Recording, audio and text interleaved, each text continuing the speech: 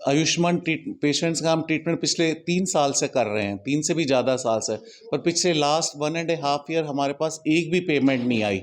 और रादर वो जो डिडक्शन कर रहे हैं, डिडक्शन किसी का तो 80% डिडक्शन कर रहे हैं, किसी का 90% डिडक्शन कर रहे हैं, और पेमेंट एक भी नहीं आ रही।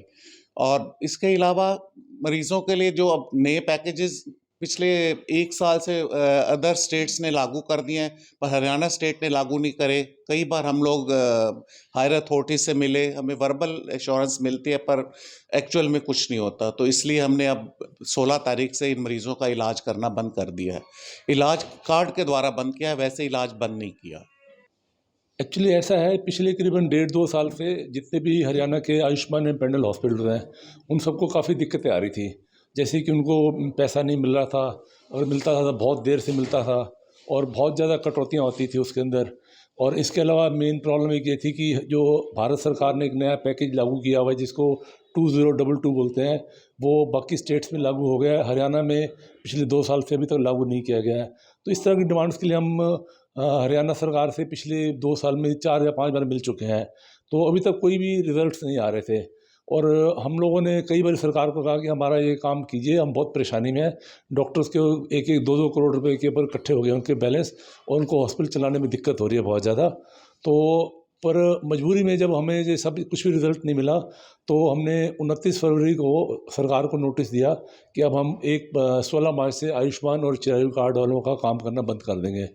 तो इस बीच हमारी कल परसों दोबारा उनको गवर्नमेंट से हमारे कॉल भी आई कि आप आइए, बैठिए हमारे से बातचीत कीजिए। तो कल हमारी उनसे दोबारा बातचीत भी हुई थी, लेकिन उसमें उन्होंने हमारे को वर्बल एश्योरेंस तो कुछ दिए हैं, और लेकिन जितनी वर्बल इंश्योरेंस दी थी वो राइटिंग में नहीं दिए हैं। राइटिंग में 1-2 इंश्योरेंस दिए हैं, और वर्बल 4-5 इंश्योरेंस दिए हैं।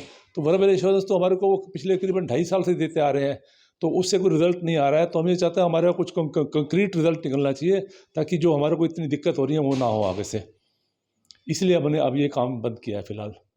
तो जैसे वो आपने कार्ड बंद कर दिए, अब मरीजों को जो दिक्कत हो रही है तो उससे कैसे वो करेंगे मरीज? नहीं, देखो, हमने इलाज करने से मना नहीं कर रहे हैं। हमने इलाज बंद नहीं किया है, हमने कार्ड को एक्सेप्ट करना बंद कर दिया। बाकी हमारे लिए मरीज़ तो सर्वप्रिय है हमारे, और हम अपने मरीज़ों का इलाज करेंगे। कोई मरीज़ हमारे इमरजेंसी में आता है, हम उसका इलाज करेंगे, और वो अपने हिसाब से हम देखेंगे जैसे उसका इलाज करेंगे, लेकिन कार्ड के बेसिस पे नहीं करेंगे। तो जैसे इमरजेंसी में इलाज करोगे तो उसमें कार्ड के थ्रू करोगे या?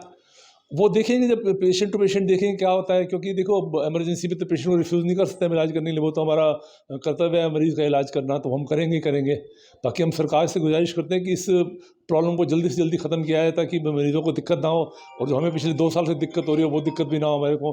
आप ये समझते हैं कि भी बिना अब कई करोड़ रुपए का जो है इकट्ठा हो गया बैलेंस, करीबन 200 सवा 200 करोड़ रुपए सरकार ने हरियाणा के हॉस्पिटल्स का देना है।